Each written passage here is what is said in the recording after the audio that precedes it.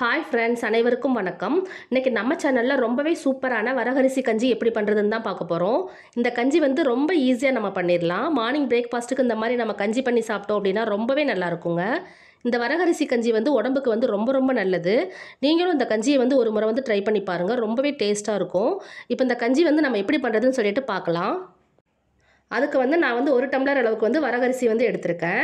இப்போ இந்த அரிசியை வந்துட்டு நம்ம ஒரு 4லேருந்து 5 டைம் வந்து நம்ம நல்லா கழுவி எடுத்துகிட்டு வந்துடலாம். இப்போ பாருங்கள், நான் வந்து நல்லா கழுவி எடுத்துகிட்டு வந்துட்டேன். இப்போ இதில் வந்து நம்ம வந்து கொஞ்சமாக தண்ணி சேர்த்துட்டு ஒரு அரை மணி நேரம் வந்து இதை வந்து நம்ம நல்லா ஊற வச்சிடலாம். இப்போ வந்து ஒரு கடாய் எடுத்துக்கலாம். இதில் வந்துட்டு நான் வந்து 3 ஸ்பூன் அளவுக்கு ஆயில் சேர்த்துருக்கேன். இந்த ஆயில் வந்து சூடானதுக்கப்புறமா ஒரு அரை ஸ்பூன் அளவுக்கு சீரகம் சேர்த்துக்கலாம்.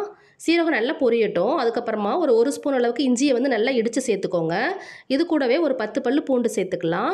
அதுக்கப்புறம் ஒரே ஒரு பச்சை மிளகாயை இந்த மாதிரி நீள்வாக்கில் கட் பண்ணி சேர்த்துக்கோங்க. கொஞ்சமாக கருவேப்பிலை இலை சேர்த்துட்டு எல்லாத்தையும் கொஞ்சம் நேரம் நல்லா வதக்கி விடுங்க.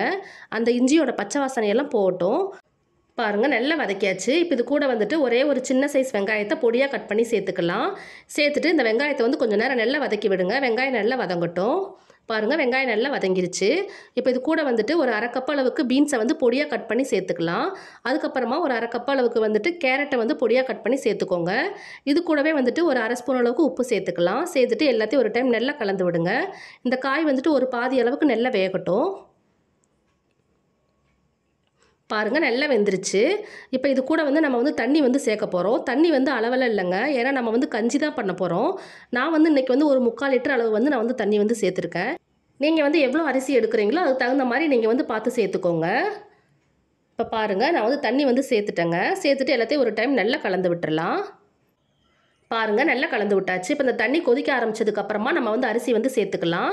பாருங்கள், தண்ணி நல்லா கொதிக்குது. இப்போ நம்ம வந்து கழுவி ஊற வச்சுருக்கோம் பாருங்கள், அந்த அரிசியை வந்து நம்ம வந்து சேர்த்துக்கலாம். சேர்த்துட்டு எல்லாத்தையும் ஒரு டைம் நல்லா கலந்து விடுங்க. இதில் வந்து நான் வந்து ஆல்ரெடி வந்து அரை ஸ்பூன் அளவுக்கு வந்து உப்பு வந்து சேர்த்துட்டேன். இப்போ இதுக்கு வந்து உப்பு வந்து கரெக்டாக இருக்குங்க. நீங்கள் வந்து உப்பு செக் பண்ணிவிட்டு நீங்கள் வந்து சேர்த்துக்கோங்க. அவ்வளோதாங்க. இப்போ இதை வந்து நம்ம வந்து மூடி வச்சுட்டு ஒரு 2லேருந்து 3 நிமிஷம் வரைக்கும் இதை வந்து நம்ம நல்லா ஹை ஃப்ளேமில் வச்சு வேக வச்சோம் அப்படின்னா கஞ்சி வந்து ரெடி ஆயிரும். இப்போ வந்து நம்ம வந்து இதை வந்து மூடி வச்சிடலாம். மூடி வச்சுட்டு ஒரு 3 நிமிஷத்துக்கு அப்புறமா நம்ம அதை வந்து பார்க்கலாம் எப்படி இருக்குன்னு சொல்லிட்டு.